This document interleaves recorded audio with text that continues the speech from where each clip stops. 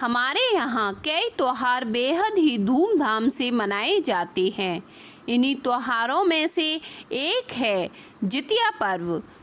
पंचांग के मुताबिक प्रत्येक वर्ष अश्विन मास की कृष्ण पक्ष की अष्टमी को जितिया व्रत किया जाता है। हर साल सुहागन स्त्रियां यह व्रत रखती हैं और संतान के हित की कामना करती हैं। ऐसा माना जाता है कि जितिया व्रत करने से संतान की लंबी उम्र होती है। इस व्रत को जीवित पुत्र का और जितिया व्रत भी कहते हैं। इस साल यह 28 सितंबर से 30 सितंबर तक मनाया जाएगा। 3 दिनों तक चलने वाले इस व्रत को सबसे कठिन व्रतों में से एक माना गया है।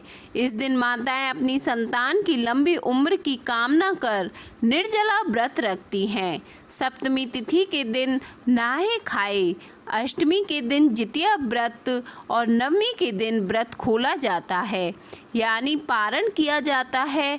नहाए खाए वाले दिन व्रतियाँ सूर्यास्त के बाद कुछ नहीं खाती और घर में प्याज लहसुन नहीं बनता। जीवित पुत्र का व्रत 19 सितंबर 2021 से प्रारंभ होगा। अष्टमी तिथि प्रारंभ होगी 28 सितंबर को शाम 6:16 से। अष्टमी तिथि समाप्त होगी 29 सितंबर की रात 8:29 से। स्नान आदि करने के बाद सूर्य नारायण की प्रतिमा को स्नान कराएं, धूप दीप आदि से आरती करें और इसके बाद भोग लगाएं। इस व्रत में माताएं सप्तमी को खाना और जल ग्रहण कर व्रत की शुरुआत करती हैं। अष्टमी तिथि को पूरे दिन निर्जला व्रत रखती हैं और नवमी तिथि को व्रत का समापन करती हैं। पौराणिक मान्यताओं के अनुसार इस व्रत का महत्व महाभारत काल से जुड़ा हुआ है। कहते हैं कि उत्तरा के गर्भ में पल रहे पांडव पुत्र की रक्षा के लिए श्री कृष्ण ने अपने सभी पुण्य कर्मों से उसे पुनर्जीवित किया था। तब से ही स्त्रियां अश्विन मास के कृष्ण पक्ष की अष्टमी तिथि को निर्जला व्रत रखती हैं। कहते हैं इस व्रत के प्रभाव से भगवान श्री कृष्ण व्रती स्त्रियों को संतान की रक्षा करते हैं। धार्मिक कथाओं के मुताबिक बताया जाता है कि एक विशाल पाकड़ के पेड़ पर एक चील रहती थी। उसी पेड़ के नीचे एक सियारन भी रहती थी। दोनों बड़ी पक्की सहेलियां थीं। दोनों ने कुछ महिलाओं को देखकर जितिया व्रत रखने का संकल्प लिया और भगवान श्री जीउतवान की पूजा और व्रत करने का प्रण ले लिया। लेकिन जिस दिन दोनों को व्रत रखना था उसी दिन शहर के एक बड़े व्यापारी की मृत्यु हो गई और उसके दाह संस्कार में सियारन को भूख लगने लगी थी। मुर्दा को देखकर वह खुद को रोक ना सकी और उसका व्रत टूट गया। पर चील ने संयम रखा और नियम व श्रद्धा से अगले दिन व्रत का पारण किया।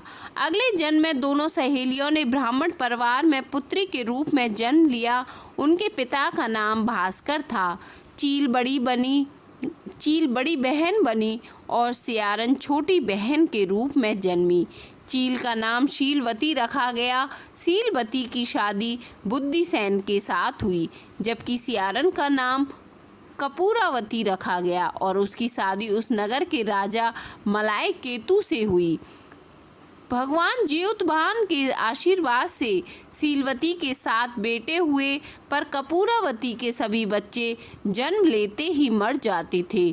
कुछ समय बाद शीलवती के 7 पुत्र बड़े हो गए और वे सभी राजा के दरबार में काम करने लगे। कपूरावती के मन में उन्हें देख ईर्ष्या की भावना आ गई। उसने राजा से कहकर सभी बेटों के सर काट दिए। उन्हें 7 नए बर्तन मंगवाकर उसमें रख दिया और लाल कपड़े से ढककर शीलवती के पास भिजवा दिया। यह देखकर भगवान जीउतवान ने मिट्टी से 7 भाइयों के सिर बनाए और सभी के सिरों को उसके धड़ से जोड़कर उन पर अमृत छिड़क दिया। इससे उनमें जान आ गई।